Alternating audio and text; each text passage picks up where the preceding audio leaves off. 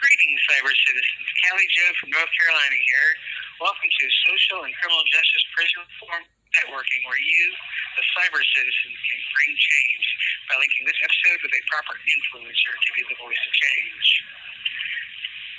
I say educate your prisoners and open the door if society is willing to give an ex-colony second chance. Today I bring a conversation about the difficulties of education in prison.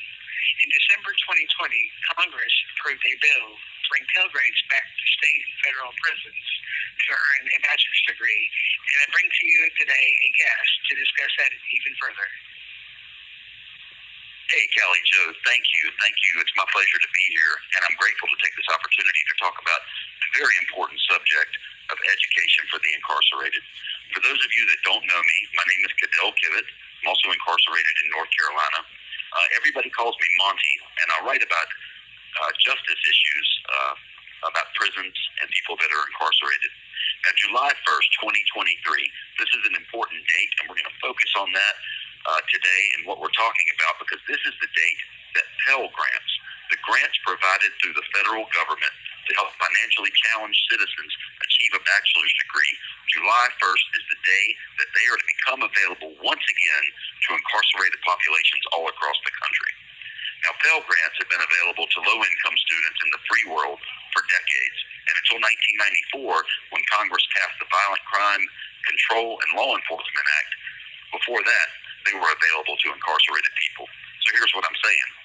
Back in 94, with Bill Clinton in office, our Congress decided that incarcerated people convicted of any crime and subsequently imprisoned, that we didn't deserve to spend our incarceration wisely pursuing an education.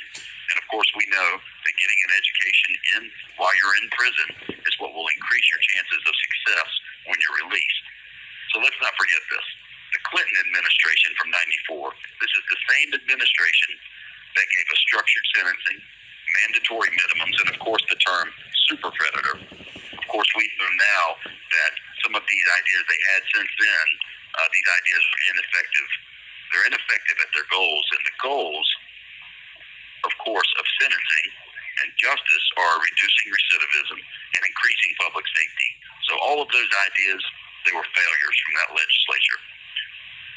So, and you know that that legislation is what is probably cited as one of the greatest factors in bringing us today's mass incarceration, that 1994 bill. So it's also worth mentioning that that legislation gave us this ineffective sentence structure. It was sponsored and put forth by one Senator Joe Biden. And of course, we know that Biden, he's not disappeared to political obscurity. He's now our current president. Of course, Biden has publicly disavowed his once poor judgment when it came to the 1994 sentencing legislation. But since then, no politician has succeeded in changing what was created in the 90s, and we still live with those failed policies today. Keep this in mind. We could stand to fare worse. Right now, we've got the Democrats in office, but I will tell you that none of the beware of the crime wave coming dog whistle Republicans, if they get full control of our executive and legislative branches, you can certainly count on them not putting forth any legislation. But I came here to talk about Pell Grants and education, so let me get back on track. Isn't that right, Cali Joe? Yeah, absolutely. How does this affect a prisoner's quality of life and reentry and while incarcerated at the same time, Monty? Well, here's the thing. Again, I say that nothing can increase somebody's chances of succeeding when released and not coming back to prison than education. So let's get back on it. Pell Grants, it's PELL, they were available to incarcerated people until 94. But of course, we know what happened in 94. But then in 2015, during the Obama administration, the Department of Justice and the Department of Education, those two departments together, they launched what's called the Second Chance Pell pilot program.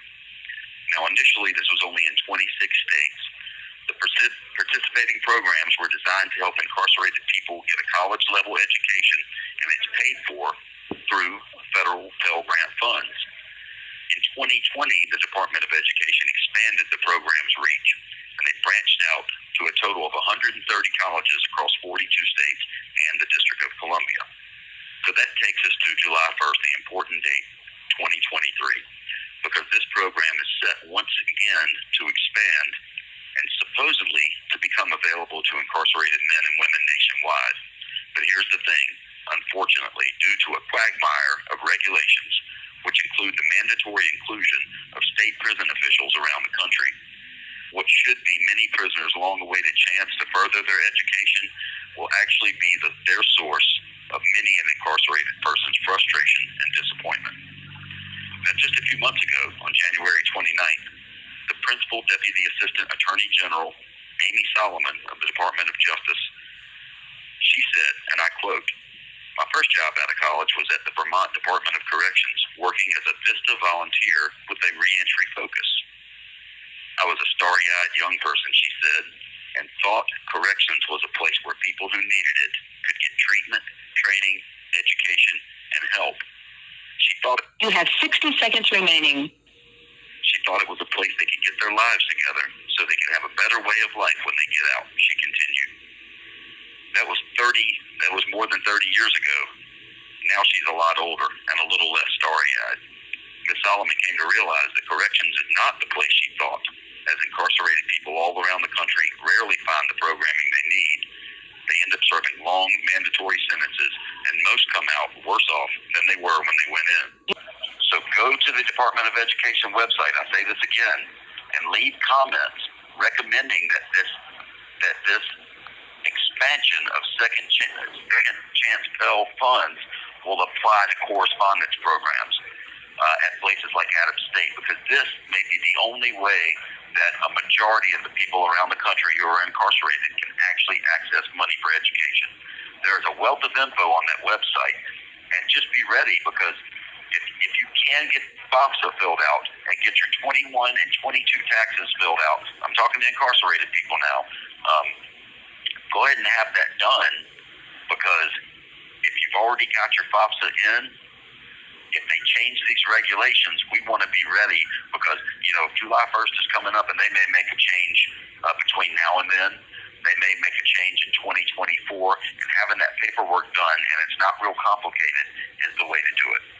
So again, this is Cali Joe's Networking for Social and Criminal Justice Reform. If anybody would like to reach out to me personally, I can be reached at the email address prisonreimagined@gmail.com. That's prisonreimagined@gmail. And my name is Caddell Kivett, CADDELLKIVETT. This has been a Second Chance PELL and Education Talk for the Incarcerated on Cali Joe's. And let me leave you with this. Malcolm X said, "Education is the passport to the future. For tomorrow belongs to the people who prepare for it today."